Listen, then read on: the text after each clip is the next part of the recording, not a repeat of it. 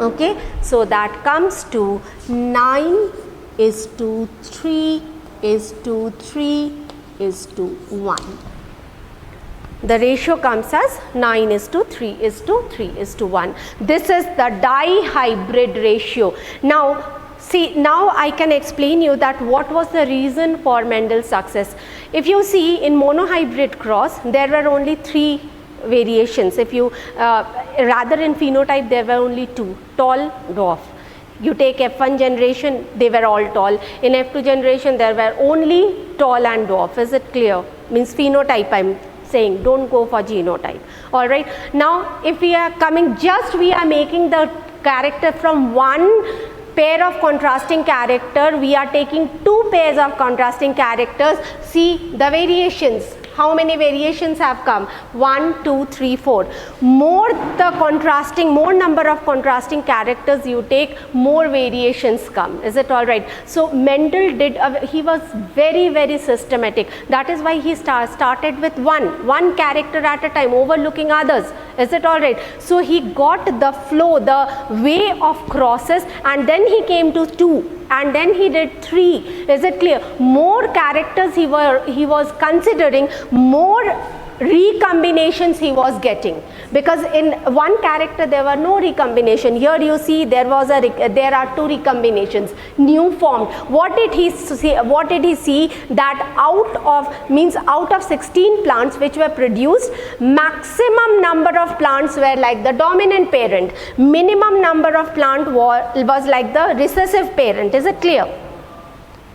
Was like the recessive parent, but in between there were few which were new recombination. They were not like the parents, they were mixture of both the parents. Is it all right? So that is why more characters you consider, more recombinations you get. Is it all right? So this is what is the dihybrid cross.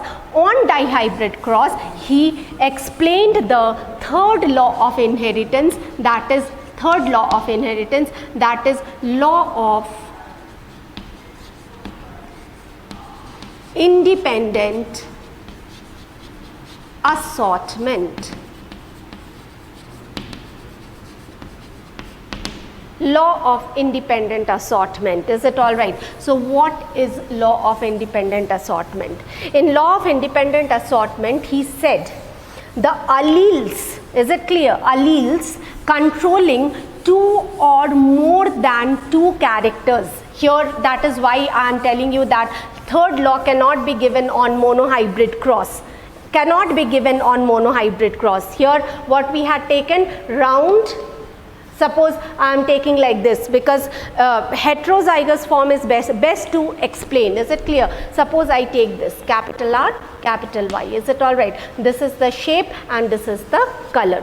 This is shape and this is color. I have taken in heterozygous form. He said that, so what did I say? Alleles are always a pair of gene. When I am talking about alleles, they are a pair of gene controlling the same character. Okay? Alleles, they remain in pair.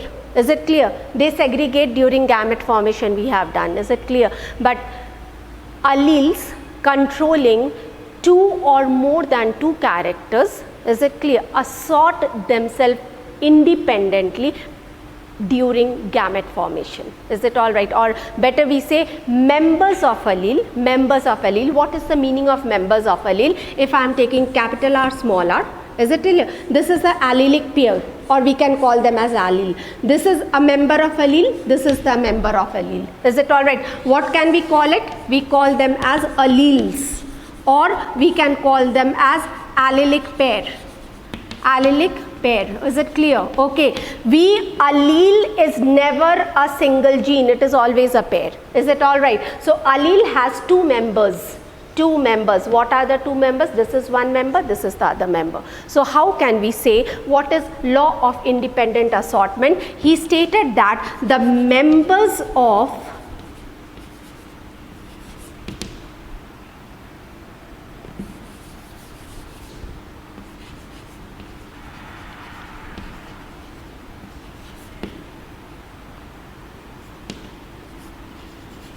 allelic pairs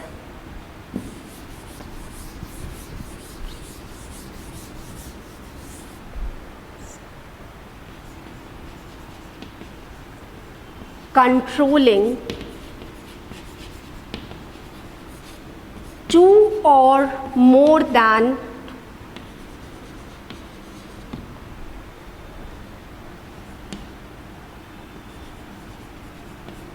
two characters assort themselves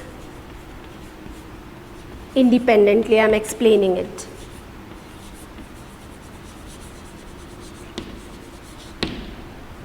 Two characters I said, is it all right? So let us, what I had shown you, what are the two characters?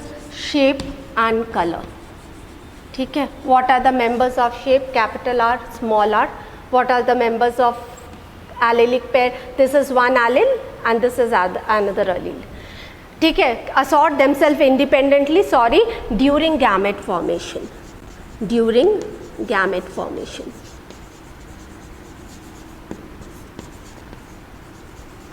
During gamete formation, this has to be there. So during gamete formation, that means this is a member of allelic pair. This is the second allelic pair. This is one member of the allelic pair. This is another member of allelic pair. Is it clear? He stated that the members of allelic pair, is it clear, assort themselves independently. That means this member can go with this or this member can go with this. Is it all right? So this is assort, means distributing themselves independently. They are not dependent. That means the color is not dependent on shape. The genes of color is not dependent on shape, or if it had happened, then all round seed would be yellow, all green seed, wrinkle seed will be green. No, he found that at the end, he found that some of the round seed were green even and some of the wrinkle seed were yellow. That means this green color, this yellow color is not dependent on round, is it? Repeating once more, what was the parent like? Round. Were the parents like? Round and yellow, and the other one was wrinkle and green. Is it all right? But at the end, what did he find? He found that few were round and yellow, 9 were round and yellow. Is it all right? Okay, some were round and green. Is it green? Some were wrinkle and yellow, some were wrinkle and green. Yellow, and some were wrinkle and green. Wrinkle and green. Is it all right? So what is the thing? These are the parents. These are the parents. Is it all right? If this gene, the color is dependent on shape, had the color been dependent on shape, then no recombination would have occurred. At the end, he found that round, there were seeds which were round but green in color, yellow, wrinkle but yellow in color. That means the shape is not depending, the color is not depending on shape.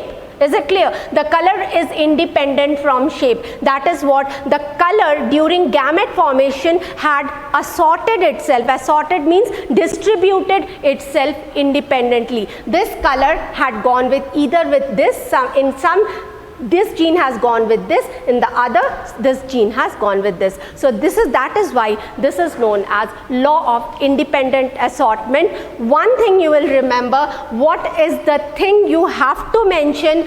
Members of allelic pair controlling two or more than two characters. More than two characters, because you cannot explain this in monohybrid cross. You have to show that one character is independent from other. So minimum of two characters you have to take. Is it clear? So you cannot explain this law on monohybrid cross. Is it all right? I hope it is clear. So for today, let us have till here only.